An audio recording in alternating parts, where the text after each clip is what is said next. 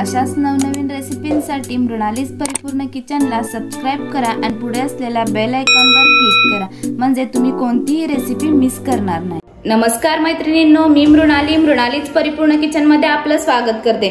तर मैत्रिणींनो, आज आपण मलाई चक्क्यापासून घरच्या घरी फ्रूटखंड कसं बनवायचं ते पाहणार आहोत। तर त्यासाठी लागणारं साहित्य आहे, इथं मी पावशर मलाई चक्का घेतलेला आहे, त्यानंतर पावशर साखर, त्यानंतर सफरचंदचे काप, अननसचे काप, डाळिंबाचे बी, ड्रायफ्रुट्स, टुटी फ्रुटी आणि वेलची पूड। तर सर्वात आधी आता मी इथं कढई गॅसवर तापत ठेवलेली आहे, तर आपण याच्यामध्ये साखर घालून घेऊया।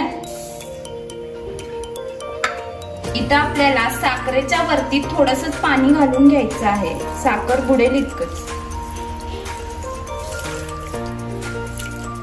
तर इथे आता आपल्याला ही साखर विरघळून घ्यायची आहे, याचा आपल्याला कडक पाक बनवायचा नाहीये।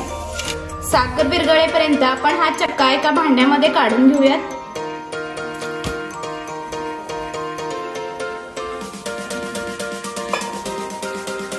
तर तुम्ही पाहू शकता इथं आपला चक्का एकदम घट्टाचा आहे, म्हणून आपण साखरेचा पाक बनवून घेत आहोत। जर तुमचा चक्का जर थोडासा पातळ असेल तर तुम्ही डायरेक्ट पिठी साखर करून घातली तरी देखील चालेल। तर इथे आता आपल्याला हा चक्का थोडासा फेटून घ्यायचा आहे, त्यामुळे चांगलंच टेक्स्चर येतं।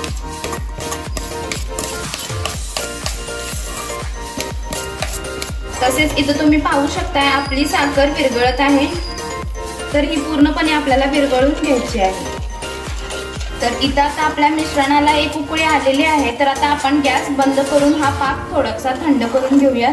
तर इथं आता आपल्याला अननस याच्यामध्ये लगेचच घालून घ्यायचं आहे, कारण अननस थोडा आंबट असतो आणि बाकीची फळे आपल्याला हे मिश्रण थंड झाल्यानंतर घालून घ्यायची आहे। तर इथे मी अननस घालून घेते। इथे आपण अननस मिश्रण कोमट असताना घातल्यामुळे आपला अननस छान असा मुरतो व त्याचा आंबटपणा दूर होतो। तर इथे आता आपलं मिश्रण थंड झालेलं आहे, तर आता आपण याच्यामध्ये सफरचंद घालून घेऊयात। याचे पण आपल्याला एकदम बारीक असे काप करायचे आहेत। त्यानंतर डाळिंब, फळं तुम्ही तुमच्या आवडीनुसार व सीझनरी घालू शकता। त्यानंतर इथं मी ड्रायफ्रुट्सचे काप घेतलेले आहेत, ते घालून घेऊया। त्यानंतर टुटी फ्रुटी, तर आता आपण हे एकदा हलवून घेऊयात। आपण फळे पाकात घातल्यामुळे आपल्या फळांना छान असं ग्लेझिंग येतं आणि ही छान मुरली जातात। तर तुम्ही पाहू शकता इथं आपल्या फळांना छान असं शाईन आलेलं आहे। तर आता आपण हे मिश्रण चक्क्यामध्ये घालून घेऊया।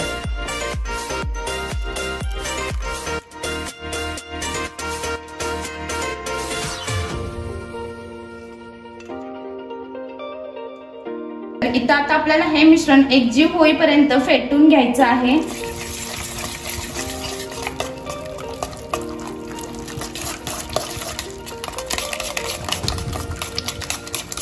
याच्यामधील पूर्णपणे आपल्याला गुठळ्या फोडून घ्यायच्या आहेत।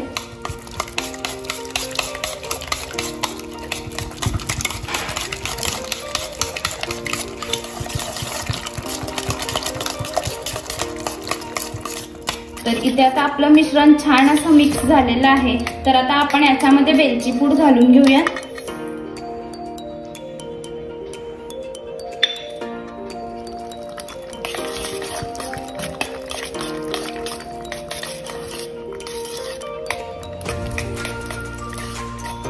तर इथे आता आपलं मिश्रण तयार झालेलं आहे, तर आता आपण हे सेट करण्यासाठी एका भांड्यामध्ये काढून घेऊयात।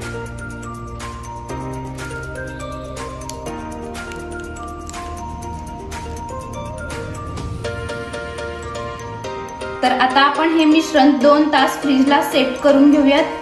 तर अशा पद्धतीने मलाई चक्क्यापासून आपलं फ्रूटखंड तयार झालेलं आहे। तर मैत्रिणींनो, आजची ही रेसिपी तुम्ही नक्की ट्राय करून पहा आणि कशी वाटली ती मला कमेंट करून सांगा। तसेच मैत्रिणींनो, तुम्ही जर आपल्या चॅनलवर नवीन असाल तर मृणालीस परिपूर्ण किचनला सबस्क्राइब करा आणि पुढे असलेल्या बेल आयकॉनवर क्लिक करा म्हणजे तुम्ही कोणतीही रेसिपी मिस करणार नाही।